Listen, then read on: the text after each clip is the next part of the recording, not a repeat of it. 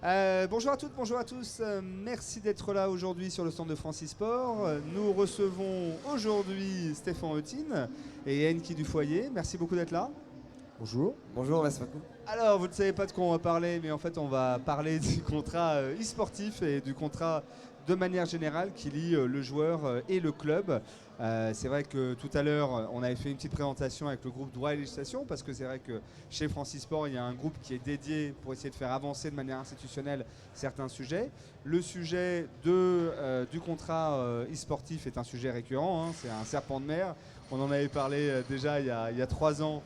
Lorsque on avait fait les ateliers de rentrée de Francis Sport à Lyon et les choses avancent pas ou difficilement, ou en tout cas elles avancent de manière pratique et de manière opérationnelle, c'est-à-dire que chacun se débrouille un petit peu n'importe comment. Et donc c'est pour ça qu'on avait envie de vous recevoir aujourd'hui et de pouvoir échanger avec vous, à la fois un joueur professionnel et un ancien président de club professionnel, mais qui reste encore en plein dans le secteur de l'e-sport, un peu plus de gaming aussi maintenant, mais avec Gamebeat, mais voilà. Donc je vais peut-être d'abord vous laisser vous présenter rapidement avec juste dans la première réponse, quel est votre rapport avec le contrat e-sportif ou le contrat, quand je parle de contrat e-sportif, je ne veux pas dire forcément le CDD e-sportif, mais plutôt le contrat qui va lier le joueur au club.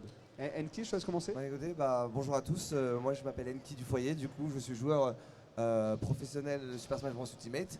On va dire que professionnel ça a commencé en début 2019 avec la sortie du dernier opus de Super Smash Bros Ultimate. Ouais. Et mon rapport du coup à tout ce qui est contrat, ça a été vraiment le tournant où je suis passé de joueur amateur à joueur professionnel. Et j'ai commencé justement du coup sur un modèle sportif parce que j'ai intégré et on a créé une line-up e-sportif avec AS Monaco. D'accord. Donc c'était tout nouveau pour moi, c'est-à-dire que à l'époque il suffisait juste de avoir un maillot, représenter, mettre un tag et ça y est, on représentait une équipe, on était joueur d'une équipe. Et il y a eu un changement parce que ça passe par un salaire, ça passe par des règles et ça a commencé du coup avec l'AS Monaco. C'était en quelle année? 2019. 2019. Ouais, c'est ça, 2019. Toi, Stéphane? Je vais paraître pour un vieux, quoi. Je vais enlever une décennie. Nous, on a attaqué cette notion de relation joueur-entreprise en 2009. Ok. Quand on a commencé le projet Team LLC, où on s'est posé la question de comment on investit sur la visibilité d'une équipe. Et à l'époque, on s'est appuyé sur une association plutôt que d'être en rapport direct, parce qu'on n'avait aucun moyen d'être en rapport direct avec un joueur, il n'y avait aucun outil. Et même si l'association n'avait aucun outil, il y avait une relation joueur-association qui existait déjà et sur lequel on s'est appuyé. Donc voilà, ça date déjà depuis longtemps. Ouais, c'est ça, à partir de 2009. Donc peut-être en commençant par toi, justement, sur cette période-là, ces premières années, comment vous avez appréhendé cette relation-là, avec ce contrat-là? Comment vous l'avez constitué, créé finalement? Parce que finalement, ça n'existait pas du tout, il n'y avait pas d'autres modèles en plus. C'est vrai que même dans ces années-là, il n'y avait même pas de salaire. Il n'y avait même pas de notion d'échange financier.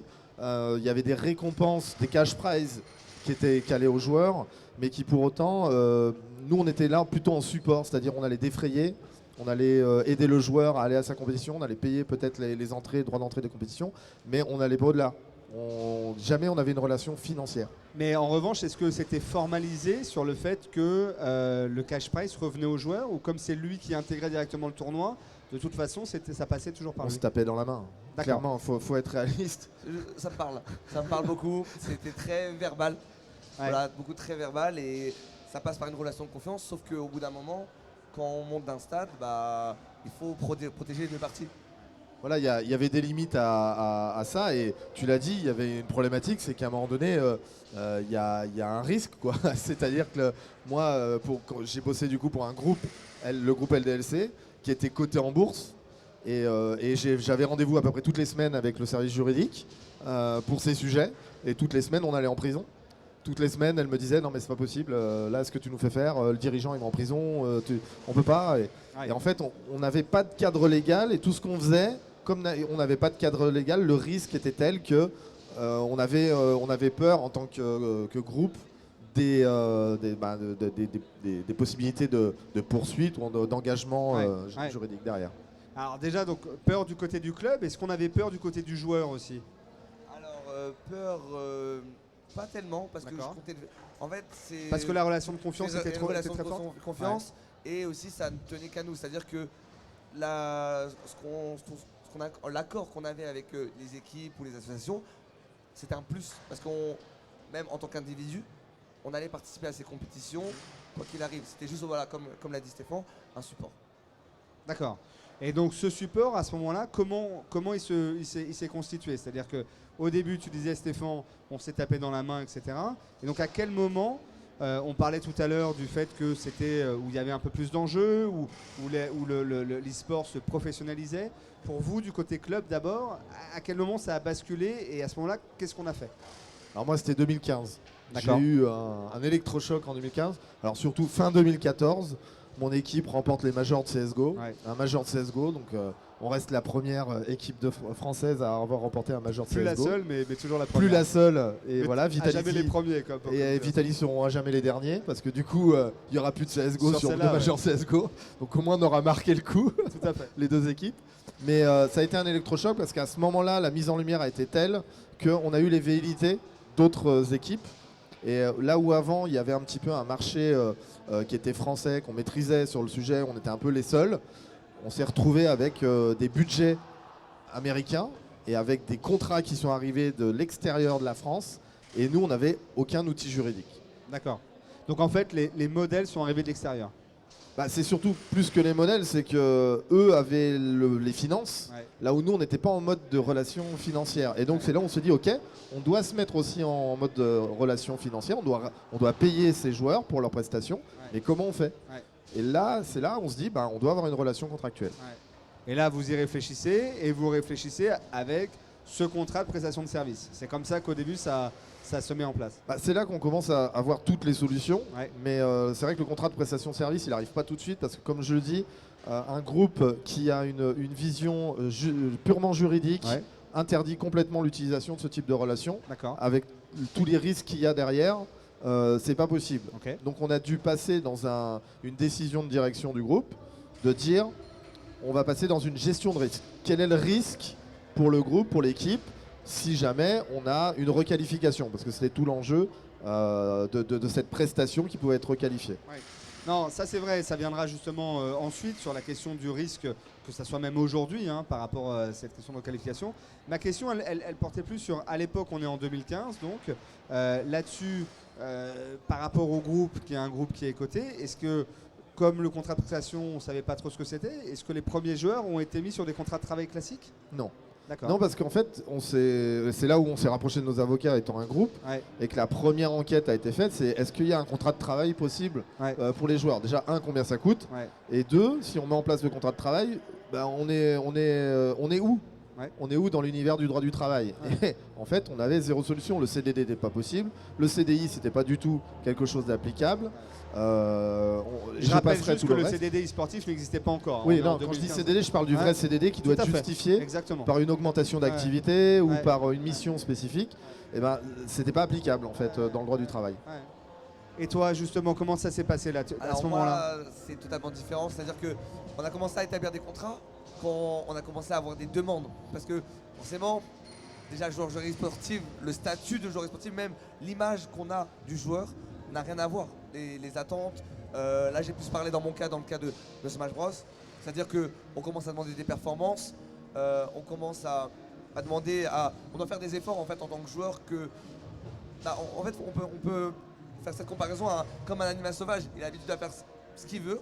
Et là, on commence à mettre une cage, à mettre des règles. Et ça demande un effort. Et parce que sinon, il y a trop d'écart. Il y a trop d'écart.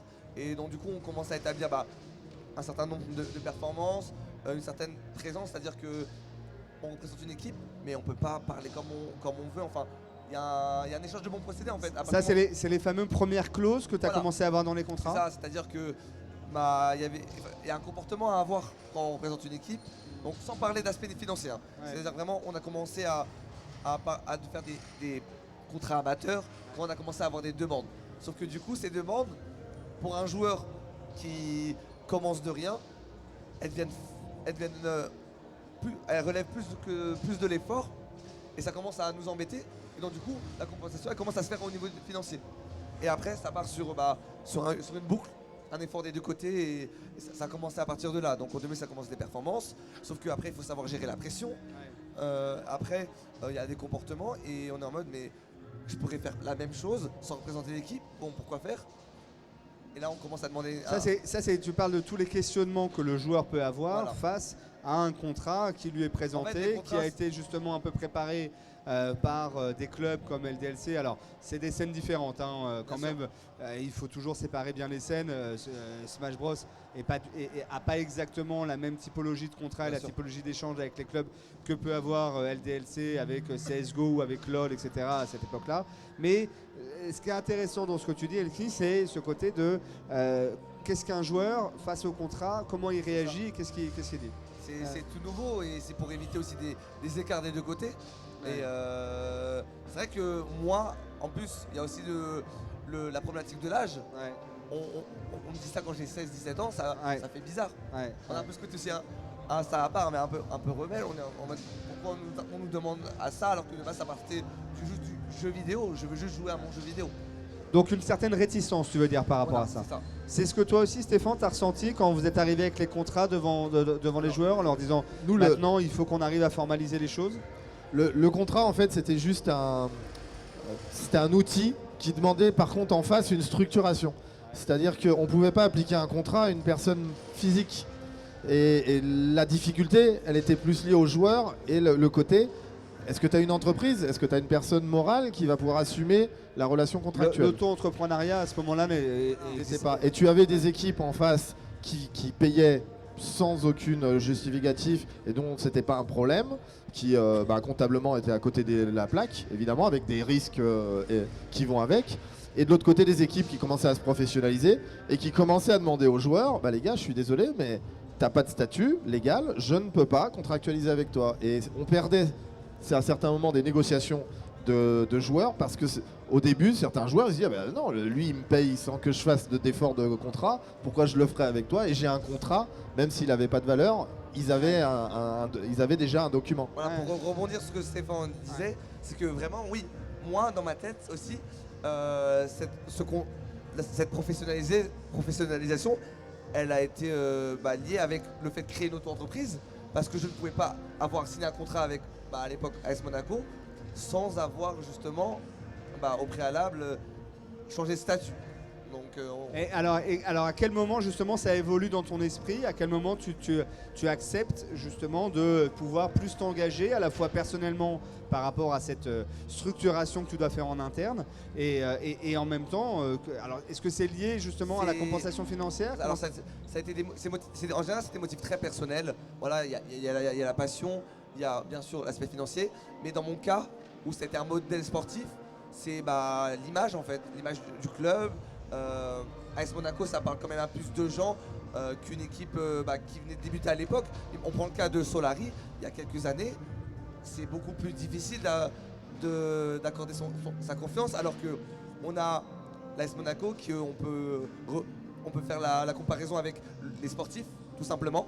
Et donc du coup, c'est là où on laisse plus facilement sa confiance et on se permet de prendre des risques, si je puis dire. Quelle est l'évolution justement à ton avis dans l'approche, sans que ça soit d'ailleurs une critique, hein, mais l'approche entre le moment où il y a l'AS Monaco en 2015 et ensuite avec d'autres clubs et notamment Solari? C'est quand on commence à parler de négociation en tant que joueur. C'est-à-dire qu'on est là, on représente une équipe, on veut juste jouer à notre jeu vidéo et représenter une image. Et là on commence à parler de négociation. Moi j'étais un peu à l'époque au dépourvu. Je parlais un peu aux personnes de l'e-sport à l'époque. Je leur demandais, j'ai aucune idée des tarifs, comment je me vends en tant que joueur, est-ce que ça vaut? À l'époque, tu m'envoyais à un tournoi, j'étais très content, mais là il fallait parler de salaire. Imaginons, on commence à 16-17 ans, on n'a peut-être jamais travaillé, donc on n'a pas cette valeur de l'argent. C'est très compliqué. C'est là où on va avoir, à mon avis, une étape intéressante. C'est que là, tu parles de la partie salaire et tu parles, à mon avis, de ce qui est facile pour le joueur d'appréhender. Mais la difficulté, ça va être toutes les autres clauses. Oui. Et là, comment ça se passait au niveau du club? Parce que finalement, voilà, voilà ce que vous allez toucher à la fin. Et donc ça, forcément, le joueur va... alors, il va y avoir peut-être les problématiques de qu'est-ce qui va être retenu, qu'est-ce qui va pas l'être. Mais vous, derrière, c'est d'expliquer et de représenter toutes les conditions qui sont les contreparties de cette... Moi, je dirais c'est là aussi l'arrivée, à ce moment-là, magique du métier d'agent. D'accord. Qui a aussi complètement changé la relation qu'on avait avec les joueurs. Et pas qu'en bien, malheureusement. C'est-à-dire que, alors évidemment, j'ai eu la casquette d'équipe, donc l'agent, c'est pas celui qu'on apprécie. Le joueur, c'est censé être son support. Enki nous répondra ensuite sur ce rôle-là. Mais nous, on a vu arriver surtout le début des agents. Là, 99% des agents, c'était les trompettes. Vous me passerez l'expression. Parce qu'il n'y avait pas du tout de bagage juridique dans leur approche. C'était juste j'accompagne, je conseille. C'était un pote qui vient conseiller. Mais il prenait un rôle de représentation qui était illégal. Donc nous, on a commencé déjà à essayer de trouver l'équilibre sur le joueur. Et selon les clubs, on a commencé à avoir des clubs qui ont travaillé quelque chose de fair, de relation entre le joueur et le club. C'est-à-dire le contrat était équilibré. Et tu avais des clubs qui, au contraire, ont travaillé des contrats durs pour venir cloisonner au maximum et se protéger et avoir la possibilité de virer le joueur quand il veut et mettre des clauses qui étaient très limites. Et on a vu deux écoles en fait de contrats qui a commencé à arriver. Je comprends. Et donc le rôle de l'agent, est-ce que quand même il a été un peu plus facilitateur face à des jeunes joueurs qui soit étaient mineurs, soit juste venaient d'être majeurs? Est-ce qu'au moins il y a eu cette possibilité de bien faire comprendre les conséquences de signer un contrat et donc d'avoir... Parce qu'on parle souvent encore une fois des montants, mais derrière, ce qui n'était pas facile pour le club, c'est de faire comprendre aux joueurs que derrière ça, il y avait telles et telles obligations. Et que quand un joueur a 18 ans, 19 ans, il n'a pas envie de faire quelque chose, bah souvent, il ne comprend pas qu'en vérité, il est obligé de faire ce quelque chose parce qu'il a signé contractuellement. C'est là où, après, il faudra qu'Enki parle de sa relation avec les agents. Mais c'est là où en fait on a commencé à avoir des agents qui avaient un bagage juridique, des agents qui n'en avaient pas et qui avaient ce recul et qui pouvaient à un moment donné accompagner dans la lecture du contrat le joueur. Parce que c'est ce sur quoi on l'attend. Il vient valider le contrat et l'équilibrage du contrat pour le joueur et s'assurer qu'il protège bien le joueur. S'il n'est pas en capacité de le faire, c'est un danger pour le joueur. Et c'est vrai que les premiers agents qui sont arrivés, à la lecture du contrat, ils ne comprenaient pas la moitié des mots. Donc c'était un vrai sujet. Ouais, donc finalement, ils n'ont pas véritablement aidé et essayé de monter vers le haut. Pas au début. Enki, c'est le sentiment que tu as eu parce que tout ce que tu dis, je le revois et encore. C'est ce que tu as vécu. Je me souviens, en fait, on parle de cette étape phare où on est passé à la professionnalisation, même au niveau des contrats. C'est à cette période-là où j'ai commencé à avoir un agent. Et mon agent, c'était juste mon meilleur ami avec qui je me suis orienté, celui qui m'a aidé. Et c'est vrai que comme tu le dis, c'est un peu l'un des fléaux aussi, c'est qu'il n'y a pas de formation de professionnalisation et on n'a pas des compétences. C'est juste relation de confiance, encore une fois. Relation de confiance. Et c'est vrai que la plupart, on voit en tant que joueur, je vois activation, je ne comprends même pas le terme à l'époque. Qu'est-ce que c'est activation? J'ai par exemple le droit à l'image. Imaginez, vous êtes un joueur, vous avez toujours joué avec vos amis, vous allez à des compétitions, et là on parle droit à l'image. Pendant 10 ans, vous avez 21 ans, vous êtes en mode, comment ça 10 ans, droit à l'image? C'est vrai que c'est des choses qui m'avaient perturbé.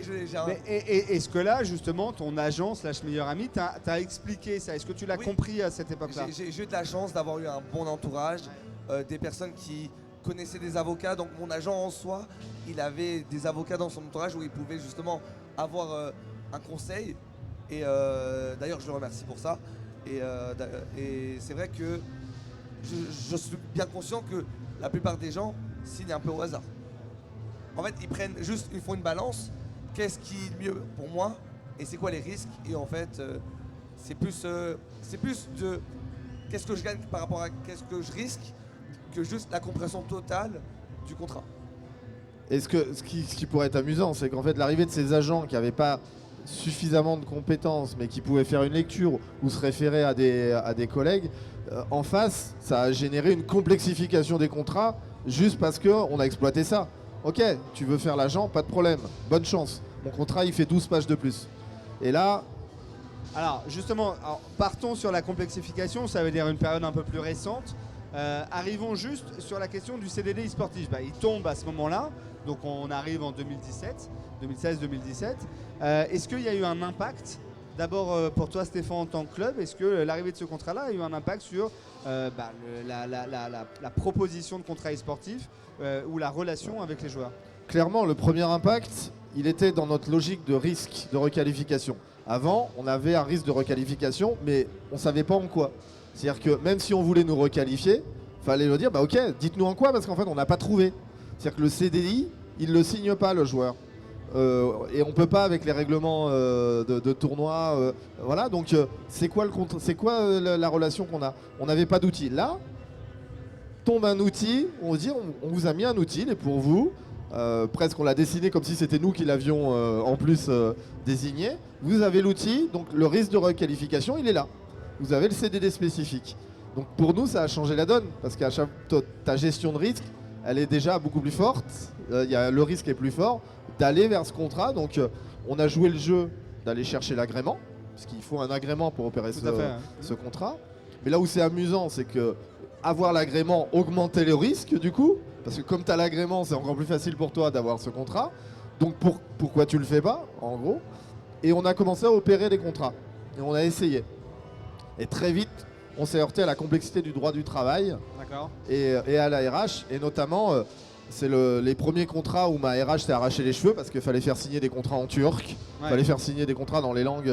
La société n'était pas prête à avoir ce niveau-là de complexification. On a dû faire valider tous nos contrats dans plusieurs pays d'Europe, parce qu'à chaque fois qu'on avait une relation soit contractuelle en contrat d'affaires, c'est-à-dire en prestation ou joueur, il fallait que le contrat soit légal en France, mais aussi dans le pays d'origine du joueur.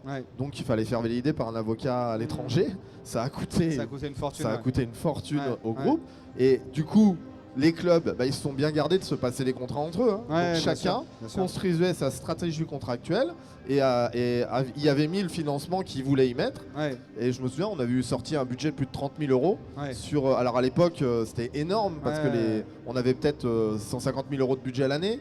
30 000 euros dans un contrat, c'était énorme. Pour le contrat e-sportif. Pour le contrat e-sportif. Alors pour le CDD e-sportif, non, c'était plus simple parce qu'en fait les règles étaient dessinées. Ok, non mais justement sur le CDD e-sportif, vous avez, juste pour revenir sur cette. Mais comme les deux étaient en parallèle en fait. Les deux étaient en parallèle parce qu'il y avait la casquette on va dire avec le lien de subordination et l'autre avec la prestation de service. Parce que le CDD e-sportif pouvait être utilisé dans un certain cadre aussi.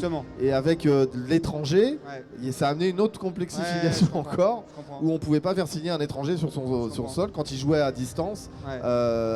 Non, il fallait que son activité soit en France. Fallait qu'il ait un numéro de sécu, et là on n'avait pas ces outils-là. Et c'est là où on a commencé à avoir les limites du CDD. Contrat. Toi, Enki, tu as été confronté au contrat au CDD e-sportif ou pas? Non, justement, j'ai pas eu tout cet aspect-là. Alors moi justement, mon premier contrat avec du coup qui a marqué un peu ma transition joueur amateur joueur professionnel. Je pense que ça a été le plus sérieux du fait qu'on s'est beaucoup aidé du modèle sportif. Et moi j'ai vraiment eu l'impression par la suite d'avoir eu ce phénomène que j'appelle le contrat à la main, fait à la main. C'est-à-dire qu'il n'y avait jamais eu la même structure. La manière dont ils appelaient la même chose, c'était jamais la même. Et même moi en tant que joueur qui veut juste être protégé, c'est complexe pour rien parce qu'on n'a pas du tout le même modèle à chaque fois alors qu'on m'expliquait la même chose. Et donc du coup, d'où l'intérêt d'avoir un CDD sportif, d'avoir une sorte de template qui réunit un peu toutes les équipes. Je me souviens qu'une fois on m'a quand même demandé de rédiger mon propre contrat. C'était Stéphane d'ailleurs qui te l'avait demandé. Sûrement. Voilà, exactement. Et donc toi, jamais confronté au CDI sportif, tu as signé combien de contrats finalement Ce qui est étonnant parce que tu étais à l'AS Monaco et que les clubs sportifs, pour autant, certains clubs ont préféré quand même aller sur un modèle qu'ils maîtrisaient, qui était le CDD e-sport, qui était la copier-coller. Sauf que là, on était en 2015 à ce moment-là, donc on n'avait pas. 2019. Donc, pardon. En fait, c'est là où c'est vraiment étonnant parce qu'on est après les mécaniques possibles. Par contre, c'est vrai que 2019, on a déjà les 2 années de test du CDD e-sportif, où là, tous les clubs ont été échaudés et on se dit non. on peut pas. C'est ça. Et, Et ils avaient, l'écosystème ils avaient l'oblige obtenu l'agrément, ils avaient demandé l'agrément, peut-être pas. Je là, sais Monaco. pas du tout, mais ce qui était Je intéressant, crois pas. Ouais, il y en AS avait pas Monaco, beaucoup, je crois, hein. de mémoire, Ouais, je crois je pas crois qu'il ce l'avait. qui est intéressant, c'est justement ce que disait Stéphane, cette relation entre joueurs et équipe. Bah, on est prestataire et comment tu définis le rôle du joueur. Et je me souviens très bien, ça m'avait marqué au niveau du contrat, ça m'avait demandé une certaine fréquence de participation à des événements. Ouais, bien sûr. Et donc du coup, en tant que joueur, pareil, être confronté à avoir une demande, bon, j'avais de la chance, je suis toujours un passionné et ça me dérangeait pas de participer à un tel nombre de compétitions. Mais c'est vrai que on passe d'un côté d'un devoir plutôt d'un plaisir. Et c'est vrai que bah, c'est des choses qui ont permis peut-être de définir un peu la relation entre joueurs et équipe et que bah, toujours c'est un peu difficile à C'est là où le mot professionnel Voilà. il prend son sens. C'est vraiment ça. Et donc entre 2019 et là 2023, toi tu as ressenti cette complexification du contrat aussi ou pas? J'ai senti l'inverse du coup justement. J'ai senti que c'était de plus en plus simple et c'est vraiment là où j'ai senti que bah, Monaco en termes de contrat, c'était le contrat avec le plus de confiance quoi. Après 2019, c'est de l'effet inverse. C'est-à-dire effectivement, on a joué sur l'incompétence en Mais fait je des connaissais. agents pour complexifier et les forcer à aller voir des avocats. Parce que nous, c'était le besoin. Et dans notre stratégie, on en avait marre d'avoir des agents qui n'avaient pas forcément la compétence. Et on conseillait les joueurs d'aller voir des avocats. Et du coup, la lecture était plus complexe. Mais ensuite, on a commencé à avoir des clauses qui étaient uniformisées. C'est-à-dire que même si on s'est conservé nos contrats et que d'une équipe à l'autre, tu les avais pas, les grandes équipes, au bout d'un moment, les contrats, ils ont tourné. Ils avaient tourné, ouais. Ils ont tourné, c'est-à-dire que les joueurs, ils suivaient, tiens, c'est le contrat que j'ai eu avec l'équipe d'avant, C'est ça, exactement. on dira que tu me l'as pas montré, mais fais voir ce qu'il y avait bien dedans. Et petit à petit, on s'est tous construit nos contrats en regardant ce qui se passait à droite, à gauche. Alors nous pas trop, parce que le fait qu'on ait vraiment eu une construction avec un cabinet, pour nous le contrat était bon, on n'a jamais fait vraiment de changement. Et ensuite, on est arrivé dans la deuxième phase où on a eu des avocats en face de nous. Et là, on a eu une négociation sur des clauses spécifiques. C'est-à-dire qu'on avait notre canevas, notre contrat de base, et à chaque fois, tu avais un type de contrat par communauté, puisqu'il y a des codes, des règles dans cette communauté, dans ce marché de joueurs. Et en plus, tu avais la négociation au cas par cas. J'en suis sûr que toujours à l'heure actuelle, hein, on peut comparer des contrats de joueurs League of Legends, de joueurs Smash Bros, de joueurs. Par exemple, moi, c'est quelque chose qui m'avait marqué. C'est j'avais intégré une équipe qui avait une équipe LoL, et justement, il y avait ce côté au sein de l'équipe, partager les gains, mais sur League of Legends et Smash Bros, on ne fonctionne pas de la même manière. Donc, ce que tu demandes et ce que tu vas, comment dire, les moyens que tu vas donner pour soutenir ton joueur ne sont pas les mêmes. Et j'avais vu justement que c'était le template. J'avais eu le contrat de League of Legends. Et là, et par mon expérience, j'ai dit maintenant là, ça va pas être possible. Ouais, bien sûr. Ça correspondait plus à ce moment-là du tout sur la situation. Ouais. Ok, donc là, aujourd'hui, a priori, on a des contrats qui sont où on retrouve des templates, toujours pareil, plutôt par scène, hein, jamais transversal. En revanche, est-ce que aujourd'hui, on considère qu'il n'y a plus de risque de requalification? Est-ce qu'on considère qu'on a fait suffisamment de chemin pour se dire que le joueur est suffisamment protégé ou le club est suffisamment protégé? Stéphane, qu'est-ce que Pas tu du penses? tout. Pas du tout, faut être clair. On est dans une zone grise. On se complète dans une zone grise. C'est-à-dire que si le contrat de travail des joueurs il n'a pas évolué, c'est aussi parce que les acteurs n'ont pas vraiment envie que ça évolue, que fiscalement il arrange bien les joueurs, juridiquement il arrange bien et financièrement il arrange bien aussi les équipes. On a un format en France qui est différent en plus de l'étranger. C'est-à-dire l'auto-entrepreneuriat à l'étranger, on ne le trouve pas partout. Hein. Ouais, bien sûr. Donc c'est une particularité qui fiscalement nous positionne bien par rapport à d'autres pays qui ont déjà basculé sur le contrat de travail sur cette thématique. Et la peur qu'on a nous, quand on est club, c'est que si on bascule sur le contrat de travail, on connaît la France, on est le pire pays en termes fiscaux et ça nous positionnerait à l'arrière de toute négociation internationale. Donc il y a cette peur de se retrouver désavantagé au niveau européen. Sauf convention collective particulière, on le voit notamment outillage. sur le sport, on Voilà. le voit notamment, voilà, on peut toujours avoir des particularités qui peuvent ressortir. Mais du coup, les risques de requalification sont toujours là. Par contre, on a acquis une certaine expérience pour éviter au maximum les faisceaux d'indices qui vont mener à le risque de requalification. Ensuite, on a 2 acteurs qui peuvent requalifier. Le joueur, premier acteur, et son agent et son entourage, et l'URSSAF. Voilà, ce sont les 2 acteurs. Si derrière, le joueur, on a peu de risques, parce que normalement, c'est un accord tacite, et qu'un joueur qui veut se faire requalifier, qui se retrouve en CDI, il est plus bloqué dans sa carrière qu'autre chose. Ouais, il aura plus de difficultés à retrouver un club, sauf s'il refait un CDI derrière. Et il faut avouer qu'il y a toujours eu cette problématique du joueur, une crainte d'être fléché l'emmerdeur de service vis-à-vis des clubs. Sauf qu'un jour, il y en aura un. Et j'espère clairement que ça arrivera. Et c'est un peu ce que la frustration que j'ai, c'est que pour avoir vu passer des choses incroyables entre les relations joueurs, alors des 2 côtés, hein, mais à chaque fois, on ne s'est jamais sorti. À chaque fois, c'est resté dans ce petit milieu qu'est l'e-sport. Et à cause de ça, on n'a pas pu évoluer. On n'a pas pu aller sur quelque chose un peu plus sécure de chaque côté. Et voilà. Comment toi tu vois ce risque de requalification? C'est quelque chose de justement rassurant pour le joueur ou pas, ou comment moi tu je le pense vois? que oui, revoir justement le contrat de des sportifs et même de fédérer un certain type de contrat, ça rassure, même au point de vue des personnes qui l'entourent, soit les parents pour les jeunes joueurs, parce que voilà, j'insiste moi en tant que joueur, c'est que on en voit tellement qui sont même pas majeurs. Le fait d'avoir quelque chose qui fédère, même auprès des parents, c'est utile. Et malheureusement, il y a plein de points qu'on peut améliorer, mais comme l'a très bien dit Stéphane, c'est parce que ça arrange certains joueurs, certaines équipes.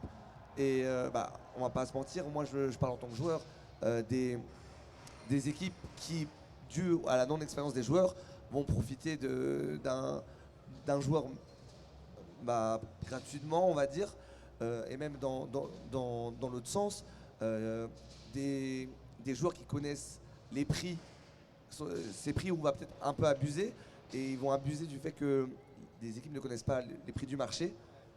C'est pour ça que dans des joueurs de même ligue, on a des disparités énormes de salaire, alors qu'on est sur des mêmes ligues, on est censé être au même niveau.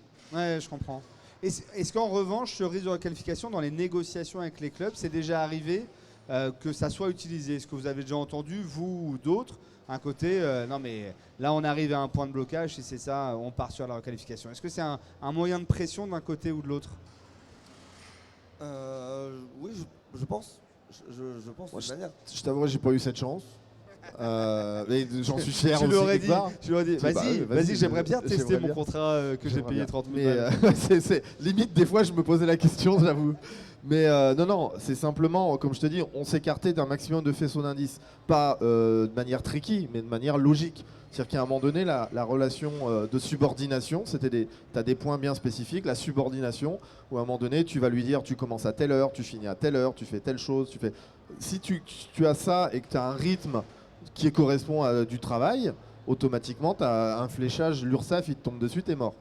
Et le simple fait de dire, ok, nous, on va mettre un intermédiaire, c'est le coach. Tu t'organises avec le coach pour ton temps de travail, ton machin. Nous, on veut rien savoir, c'est la personne qu'on te met à disposition. Et du coup, les 2 avaient un contrat de prestation et ils s'entendaient tout seuls sur le rythme à suivre. Et nous, notre position, c'était de mettre à disposition des outils et derrière, de leur demander de nous représenter. Et d'eux-mêmes, voilà, on n'avait pas une obligation à ce qu'ils participent aux compétitions parce que limite, on voulait les freiner. Pour la plupart des joueurs, ils ont tellement envie de jouer tout le temps, Bien sûr. par passion, que cette clause-là, elle n'avait pas de sens. C'est plutôt ceux qui étaient des acteurs de l'extérieur qui rajoutaient cette clause par méconnaissance. Nous, on n'a jamais eu besoin de ça, vraiment. Et ce risque de requalification, jamais on nous l'a mis sous le nez. Et je pense que c'est aussi toujours par cette peur d'être fléché, identifié comme celui qui va juridiquement travailler au corps le club. Et du coup, derrière, il ne trouvera pas d'autres contrats et la peur d'être blacklisté, quoi, tout simplement. Toi là-dessus, justement, sur cette question de requalification, tu disais que sans doute des joueurs utilisent parfois ce moyen de pression, à ton avis? Pas à ta connaissance en tout cas, pas autour de toi. Pas à ma connaissance, je pense qu'ils abusent vraiment du fait de... Des fois ça joue sur le bluff aussi. Ouais. Ça joue vraiment au niveau de la négociation, ça joue sur le bluff. Mais est-ce que c'est un sujet pour toi, la joueur? première fois où j'ai fait mon contrat, j'ai dit un prix au hasard. J'ai dit un prix au hasard. Et c'est passé. Et en fait, j'ai même des personnes C'était dans mon pas entourage qui m'ont dit, il y a des personnes dans mon entourage qui m'ont dit, c'était pas assez. T'aurais dû faire plus. C'était leur début, il fallait faire plus. Mais moi, j'étais en mode déjà, à l'époque, ce que j'ai proposé, c'était énorme pour moi. À aucun moment, je me serais vu avec, par exemple, cette compensation, toute cette aide, que ce soit même accompagnement nutritionniste, coach mental. Moi, à l'époque, on faisait tout seul. Ouais, bien sûr, bien sûr, bien sûr. J'arrive, on me propose, en termes de merch, on me donne tellement. C'était l'époque, C'est ça. c'est ta passion, on te dit viens vivre de ta passion, Bien sûr. tu te poses même pas de questions, T'as des tu dis étoiles dans les yeux, en fait. ah ouais. Ouais. Non, mais donc, ouais, tout ça montre en fait, et les derniers échanges là montrent l'importance de justement d'être bien entouré, de bien avoir cette analyse qui est faite des contrats par des gens qui ont déjà vu d'autres contrats et qui donc peuvent éviter certaines clauses ou aviser sur les montants en tant que tels. Mais alors, est-ce que c'est satisfaisant? A priori non, puisqu'on a parlé de ce Pas à risque de 100%. requalification. Donc quelles sont les pistes? Quelles sont les pistes pour un joueur, à ton avis, Enki? Quelles sont les pistes fondamentaux qui doivent être développées, approfondies, notamment par Francis Sport et par d'autres acteurs? Bah, déjà, sensibiliser un peu les points importants des contrats. Déjà, en fait, un joueur, qu'est-ce qu'il doit comprendre pour qu'il soit protégé, mais aussi, bah, même pour les équipes, il y a un échange de bons procédés. Donc je pense que c'est important de faire comprendre quels sont les points importants. Principalement, c'est des points. En fait, même au-delà d'avoir d'éviter ce risque de requalification, c'est d'avoir ce modèle de contrat Voilà. dont tu parles. Riot l'a très bien compris d'ailleurs, parce que Exactement. Riot impose un modèle de contrat sur des clubs professionnels, ou en tout cas pas un modèle, pardon, mais on va dire des clauses minimales. Ils qui imposent, doivent être- voilà, ils imposent des clauses et ils refusent certaines clauses. ça. C'est-à-dire qu'il y a une protection sur certaines clauses, mais il y a une liberté complète sur la rédaction du contrat malgré c'est tout. Il y a juste, ils interdisent selon leurs règles certaines pratiques. Voilà, c'est un accord tripartite. On signe avec l'éditeur, on signe avec le joueur, et ces trois entités, club, joueur, éditeur, doivent respecter des règles.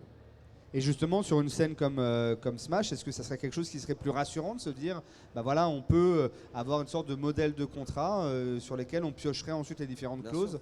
D'accord. Bien sûr, moi j'ai plus l'impression que certaines équipes, justement, c'est l'effet inverse. C'est plutôt Ouais. des équipes qui abusent du fait de la non-connaissance, non-expérience, qui, ne comp- en fait, qui abusent du fait que les joueurs ne comprennent pas les enjeux ou se rendent pas compte à quel point ne pas savoir se protéger peut être un abus pour les équipes en fait. C'est vrai que peut-être qu'un premier travail, ce serait de sortir un contrat type avec des clauses type et dire En voilà, fonction des scènes. ça, c'est ce que vous pouvez avoir, ce qui est normal, et l'équilibrage que vous devrez avoir, il est à peu près à ce niveau-là. Et ça, c'est le type de clause que vous ne devez pas avoir, des clauses qu'on a à droite à gauche, peut-être qu'on a vu dans le passé ou autre, c'est des clauses que vous ne devez pas avoir dans votre contrat. Déjà, avoir cette connaissance et se dire ah, j'ai une clause de ça, on m'a dit, c'est pas normal que je l'ai. Donc là, je vais peut-être aller consulter quelqu'un parce que c'est pas clair. Déjà, c'est le premier niveau qui, pour moi, serait nécessaire. Et ensuite, pouvoir clairement identifier ce qu'est le risque de requalification. C'est à un moment donné, il faut faire peur un peu aussi à cet écosystème. Il faut lui dire, ok, vous voulez jouer avec ces règles du jeu, mais à un moment donné, jouez correctement. Les risques, ils sont sur le lien de subordination, ils sont sur la dépendance financière. Alors, comment vous vous prémunissez de ça? Et peut-être leur proposer aussi un moyen pour les clubs. Voilà le moyen de vous protéger pour à la fois que le joueur soit protégé et que vous soyez protégé. Voilà ce que vous devez au moins pratiquer entre vous. Et trouver déjà cet équilibre pour éviter au maximum ce risque de requalification. C'est déjà un premier pas.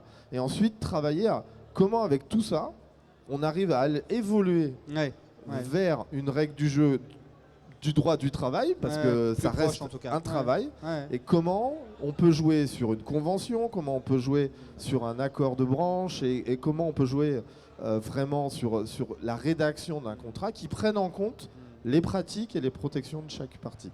Par exemple, justement, chose qui arrive souvent, c'est tout ce qui est paiement, retard de paiement. C'est-à-dire que préciser par exemple une clause, ça doit arriver sous une période ou donner des détails au niveau de tout ce qui fait rêver un jeune joueur à l'oral, faire comprendre aux joueurs que faut que ce soit écrit. avec des Mais détails. tu vois, ce qui est marrant, c'est que tu n'as pas besoin de l'écrire en fait. Ouais, C'est non, du droit commun. C'est du droit commun. Et en fait, le joueur se dit ah oui, c'est pas écrit, donc j'aurais dû le faire écrire. Ouais. Mais en fait, il n'a pas besoin de l'écrire. Ça existe automatiquement. Mais ouais, c'est intéressant. C'est en fait ce qu'il faut peut-être s'interroger, sur lequel il faut peut-être se positionner. C'est pas seulement de se dire forçons, attendons ou forçons à ce qu'un contrat e-sportif, CDD e-sportif ou un nouveau type de contrat existe et se mette en place, ce qui risque de prendre plusieurs années. On avait échangé il y a 3 ans aux ateliers de l'e-sport à Lyon, et une question nous avait été posée, et Stéphane était d'ailleurs là puisque c'est lui qui posait la question, et il disait à votre avis sur le CDD sportif, combien de temps ça va prendre? Et Manon Lefa, qui est donc avocate spécialiste en droit de l'e-sport, avait dit ça risque de prendre quelques années. Levé de bouclier dans la salle en disant mais c'est pas possible, ça va être beaucoup plus rapide, maintenant les choses sont lancées, etc. Nicolas Bezombe, un petit clin d'œil pour lui, était l'un des premiers à faire ça. Et on était en 2020, septembre 2020, donc on a dépassé les 3 ans et on n'y est pas. On n'y est pas parce que c'est un sujet très complexe. Donc pour compenser ce genre de risque, c'est vrai que l'idée d'avoir par scène à la fois des problématiques qui sont soulevées par les joueurs, de dire voilà, nous on aimerait au moins avoir telle et telle clause qui soit dedans, et de l'expérience de clubs qui étaient plutôt des clubs comme le tien, Stéphane, qui essayaient de faire les choses bien, qui était éviter d'avoir un côté un peu filou. Mais ça a eu un défaut. Ça a eu un défaut, c'est que les joueurs qui sont passés par ma structure, quand tu as une structure qui était ultra fair et qui était proche des joueurs, et on a toujours eu, c'était la réputation de notre club, et c'était une manière aussi d'attirer des joueurs en confiance. Le défaut, c'est que quand ils partaient dans une autre structure, ils se disaient les clubs ils sont cool, les clubs ils vont nous respecter et tout. Et je voyais des contrats où on a fini par devenir agent du joueur quand ils partaient de chez nous. Ils nous envoyaient leur contrat pour qu'on vienne les valider. On leur disait non, ça tu signes pas, ça tu signes pas. Voilà, c'est bien de montrer des normes, justement, comme il disait, qu'on n'a pas à préciser, justement, que ce soit dans le défraiement, tous les détails, et expliquer aux joueurs ou via le fait de fédérer un contrat, les points repères qui fait non, c'est normal, c'est pas normal, il faut un minimum, les clauses doivent être comme ça, comme ceci. On peut prendre aussi le cas, par exemple, des transferts et même des clôtures de contrat. Combien de fois on a des joueurs semi-professionnels qui signent des contrats, et en fait on leur propose enfin un salaire, mais d'après la clause il ne pouvait pas partir, il était attaché, enfin. Sachant que sur des clauses, on le sait, la plupart de ces clauses-là, et tu le dis très bien, toi tu lis le contrat et tu te dis merde, je peux pas partir, et en fait tu t'arrêtes là. Et c'est là où il y aurait besoin de ressources, de dire non les gars, c'est une clause qui peut sauter, qui est abusive, tout simplement, dans le contrat. Le paiement, tu le disais, c'est du droit, c'est du droit commun. Il y a des choses à respecter en fonction de ta manière de facturer. Si toi tu as dit paiement à 30 jours, c'est ta fait règlement. Ce délai de 30 jours, il existe justement avec le code de commerce. Voilà. Mais c'est vrai que ça, c'est quelque chose qu'on pourrait expliquer et compléter, de dire ok, votre contrat, si vous mentionnez pas ça, vous avez par défaut cette protection-là. Et certaines clauses, comme je disais tout à l'heure, elles sont abusives. La clause d'interdiction, tu vois, de transfert ou autre, ou de blocage ou de renouvellement de contrat automatique, non. Voilà, justement. Même moi, à l'heure actuelle, j'en apprends. Non, mais c'est exactement ça. C'était un peu le but de cet échange. On arrive là sur la fin. C'était un peu le but de cet échange. Je vais finir agent de joueur, si tu veux. C'est un nouveau job maintenant pour moi. Vu que je suis plus chez les clubs, j'ai peut-être un nouveau métier à explorer là. Non, mais voilà, la réunion justement avec la casquette club, même si c'est ancien d'un club et joueur, c'est ça qui permet d'arriver à trouver des solutions. Et c'est typiquement ce qu'on essaie de faire chez Francisport, et c'est typiquement ce qu'on essaie de faire dans le groupe Droit et Législation, c'est de réunir les personnes pour que ressortent de là des idées, ressortent de là des modèles qui peuvent nous permettre ensuite de le communiquer au plus grand nombre et de pouvoir aider à la fois les jeunes joueurs, comme tu dis, qui sont confrontés parfois à une incompréhension du contrat en tant que tel. Et exactement avec cet exemple-là, ce que tu disais Stéphane, qui était de dire si j'ai ça dans mon contrat, c'est mauvais signe, il faudrait que j'aille voir quelqu'un. Si j'ai ça, c'est plutôt positif, on peut essayer d'avancer. C'est une nouvelle mission que vous donnez au groupe de réalisation. Et en tout cas, je suis super content que vous puissiez maintenant vous engager dans ce groupe-là pour continuer cet échange et venir avec nous et avec les autres membres du groupe pour qu'on puisse avancer. Merci à tous les deux. Je pense De que rien. les choses étaient bien et claires. Et la première étape sur ce contrat de e-sportif. Merci. Merci.